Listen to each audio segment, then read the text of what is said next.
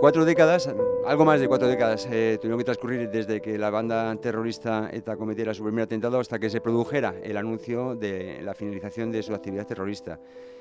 4 décadas que dejaron tras de sí unos 3.500 atentados, 853 asesinatos, entre los que había una gran cantidad de guardias civiles, policías militares, políticos, funcionarios y 22 menores. Y todo ello en episodios tan crueles como se me ocurre el atentado de Hipercor en Barcelona o el perpetrado contra la Casa Cuartel de la Guardia Civil en Zaragoza, o todos recordamos el cruel asesinato de Miguel Ángel Blanco. El sufrimiento que todo ello ha causado es inconmensurable y se ve además acrecentado por una serie de medidas que están siendo acometidas por el Gobierno central y que ni por el fondo que las promueve ni por la forma en la que están siendo emprendidas caben en la cabeza de la gente de bien, ni mucho menos en la de aquellos que de manera directa han sufrido los golpes de ETA. El gobierno de Pedro Sánchez necesita el apoyo de determinados grupos radicales para mantenerse en pie y eso se paga a una costa de blanquear la imagen de los asesinos y de ningunear la imagen de las víctimas. Pero todo tiene un límite, o todo debería tener un límite, y para tratar de hacer ver esto es por lo que la Asociación de Víctimas del Terrorismo se echará a la calle en unas pocas semanas en una marcha que se iniciará desde la Puerta del Sol y llegará hasta la Plaza de Colón, tras haberse detenido ante el Congreso de los Diputados, donde supongo que se leerá algún tipo de manifiesto. No lo sé, enseguida lo vamos a aclarar. Los motivos de esta protesta están claros, pero nuestro siguiente invitado nos los va a matizar de un modo más concreto y teniendo en cuenta las más recientes decisiones tomadas desde el Gobierno central y que desde el punto de vista de la Asociación de Víctimas del Terrorismo suponen el haber traspasado una serie de líneas rojas que deberían ser infranqueables. Miguel Folguera es el presidente de la Asociación de Víctimas del Terrorismo y el próximo día 2 de abril estará detrás de la pancarta que bajo el lema contra la traición del gobierno encabezará la citada manifestación. Hoy le tenemos delante del micro, delante de la audiencia desde la mañana de Guadalajara, y por eso le agradezco que nos dé este ratito pues, para hablar un poco de todo esto que acabo de presentar. Muy buenos días, Miguel Ángel Folguera, y gracias por acercarse a Es la Mañana de Guadalajara. Hola, buenos días. Soy consejero de la VT y presidente de APAZ, y agradeceros esta entrevista para poner al día, bueno, pues nuestra situación y lo que estamos viviendo. Gracias por la corrección, por la matización, la primera de ellas, y ahora sí ya nos metemos un poco de lleno con la parte de la entrevista.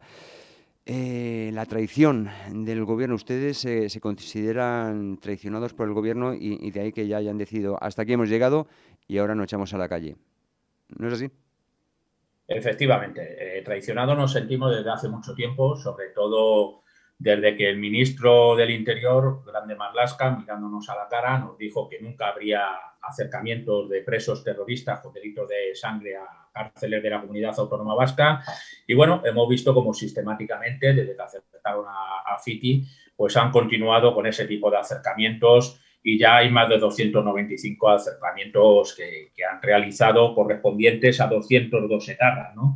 Esto ha sido algo que ha ido sucediendo a lo largo de toda la legislatura y, bueno, tras los últimos movimientos, como hemos visto el informe de la Guardia Civil en el caso de Cubati, como hemos visto cómo tenemos en mente lo que está ocurriendo y que quieren liberar a 48 terroristas de las penas de Francia, que han cumplido en Francia, modificando la ley o haciendo una ley para que esto pueda ocurrir, aunque haya una sentencia del Tribunal Europeo de Derechos Humanos que dice que no.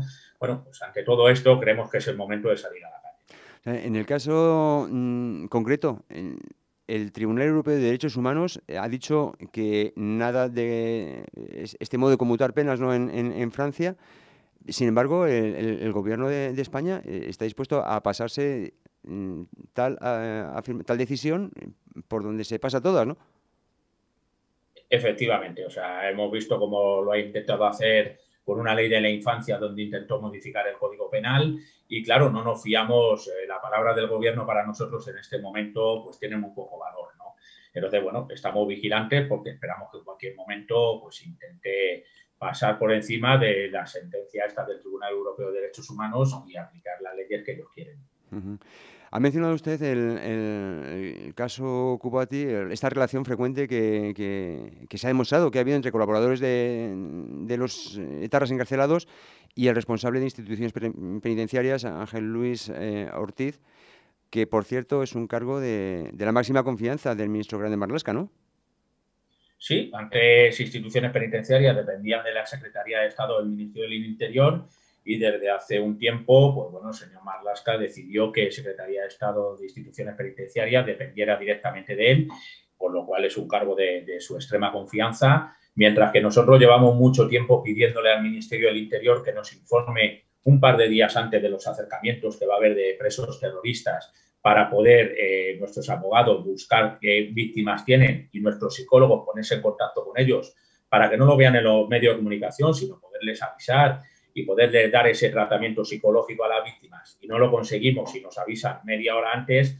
Hemos visto en unos hechos probados, esto no es algo que diga yo como consejero de la OBT o que diga la presidenta Laluce o que diga, no, estos son hechos probados en un informe de la Guardia Civil en el que nosotros somos parte, por eso teníamos conocimiento de él, al ser parte, donde vemos los WhatsApp que se intercambian a Azcárraga como portavoz de los presos terroristas con Ángel Luis Ortiz, ¿no? Algo que nosotros, las víctimas de terrorismo, no tenemos posibilidad de hacer y donde vemos que dicen ¿qué te parece que acerquemos a este hombre, mejor a aquel?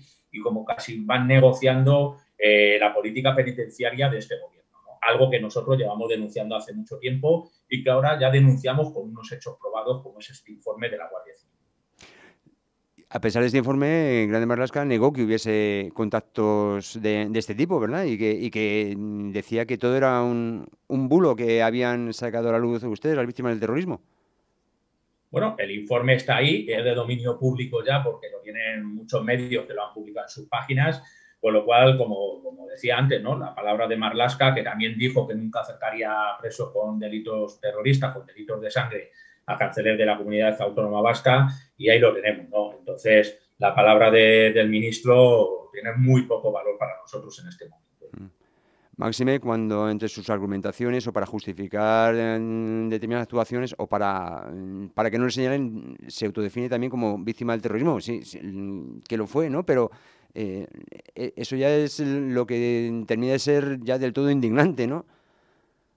Pues sí, porque no el ser víctima del terrorismo no te legitima para todo, ¿no? Yo soy víctima del terrorismo y por eso no puedo tomar decisiones en mi vida personal o en otros aspectos de mi vida, por decir, como soy víctima del terrorismo, todo vale, ¿no? Y me parece muy grave y con mucha falta de dignidad. Nosotros hemos dicho a lo largo del tiempo, lo dijo nuestra presidenta de honor, Ángeles Pedraza, que Grande Marlaska, cuando dejó la toga, también dejó la dignidad, ¿no? Y en estos hechos se vuelve a demostrar. Si eres víctima del terrorismo, que nadie lo pone en duda, lo que no puedes hacer es decir, como soy víctima del terrorismo, al contrario, porque eres víctima del terrorismo no deberías de permitir esta serie de cosas. Y si te queda un poco de dignidad, lo que tenías que haber hecho es dimitir hace tiempo. Ustedes, como decíamos, están en la calle, pero no están solos. Ustedes han recibido, si no me equivoco, el apoyo de muchas otras asociaciones que en fin, que también están viendo que esto no tiene ni pies ni cabeza. Efectivamente. Conmigo desde el minuto uno ya eran muchas las víctimas que llevaban tiempo pidiéndonos que saliéramos a las calles, muchas las asociaciones que nos decían que como AVT, como asociación mayoritaria, con 41 años de vida, que teníamos que ser los que convocáramos. Pero bueno, no veíamos el momento, sobre todo porque estamos en una pandemia, no lo olvidemos, los índices de COVID eran muy altos y nos daba miedo salir a la calle, ¿no? Esto está bajando, esperemos que dentro de un mes, cuando sea la manifestación, hayan bajado mucho más y se haga con total normalidad como en otras ocasiones. Y sí, desde el momento que dijimos que el 2 de abril estaremos en las calles, yo recibí muchas llamadas de sindicatos de la policía, del sindicato de la Guardia Civil, del sindicato de funcionarios de prisiones, de otras asociaciones y fundaciones de víctimas del terrorismo, que por supuesto estarán con nosotros en esa gran pancarta ese día, con muchos ciudadanos llevando la pancarta de la dignidad. Hasta hace no tanto, todos lo recordamos, el enfrentarse al telediario o a los periódicos, siempre lo hacíamos con cierto recelo, decir, a ver dónde ha sido hoy la bomba. Eso era un sentimiento en la sociedad española que además en las encuestas, bueno, cuando las encuestas no se retorcían con tenazas, pues declaraba que una de las máximas preocupaciones de la sociedad española era el terrorismo. Ahora, sin embargo, como que parece que cada vez está normalizando más, no sé, pues anuncios como el acercamiento de presos, como el ninguneo por parte del gobierno, o como estos onguietorri, estos homenajes a los asesinos cuando llegan a su pueblo y se les recibe como héroes. La sociedad española también debería tener más fresca la memoria y darse cuenta de que esto es un problema de todos. Sí, yo siempre digo, cada vez que doy una conferencia por ahí, que ETA, afortunadamente, no está matando con las pistolas, pero sí está consiguiendo una cosa, que es matar conciencias, ¿no? Y bueno, pues eso es lo que vamos a intentar recuperar. Lo vivimos el año pasado con una carrera popular que hicimos de manera online, donde más de 4.000 personas se apuntaron, corrieron, llevaron la camiseta a la víctima del terrorismo, y estoy seguro que el día 2 de abril la sociedad no nos va a dejar solos y va a estar con nosotros como ha estado siempre, apoyándonos contra los diferentes gobiernos que nos han traicionado a lo largo de la historia, ¿no? Claro, no es lo mismo, yo soy guardia civil en la situación de retirado, cuando vivíamos los atentados terroristas en los años 80, día sí, día no, y había un atentado en el telediario por las mañanas y veíamos lo que ocurría. Ahora eso no ocurre, nos cuesta mucho que los medios de comunicación nos deis voz y cada vez que nos decís estamos para intentar, ya digo, trasladar esa sensibilidad a los ciudadanos, que no es que la hayan perdido, pero sí la tienen dormida porque no lo viven diariamente. Tal como está montado ahora mismo el Parlamento, el Congreso de los Diputados, esta situación no se le ve mucha solución de continuidad, ¿no? Seguir favoreciendo a los círculos próximos a la banda terrorista ETA y por consiguiente, o como imposición de estos círculos, el seguir ninguneando a las víctimas.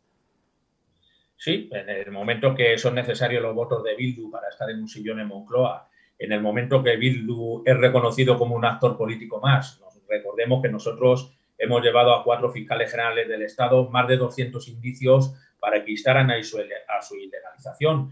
No lo han hecho y de aquellos polvos estos lodos. Hoy los tenemos en el Congreso de los Diputados y son una parte importante de este gobierno porque probablemente sin ellos no estarían allí. Entonces, siempre lo hemos dicho, ellos quieren votos por presos, o sea, ellos lo votan, votan sus presupuestos, votan sus acciones, pero a cambio quieren beneficios para los presos terroristas.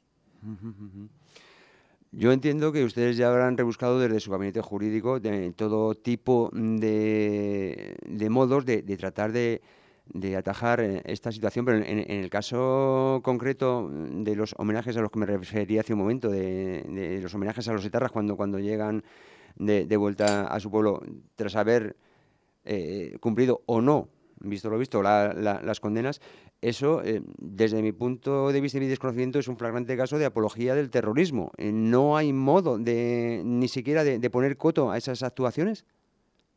Bueno, nosotros nos sentamos, llevamos trabajando con diferentes partidos, con representación en el Parlamento, y de esas reuniones y de ese trabajo se consiguió hacer una proposición de ley destinada a evitar los homenajes a etarras y a fortalecer además la participación de la víctima en el proceso de la ejecución penal.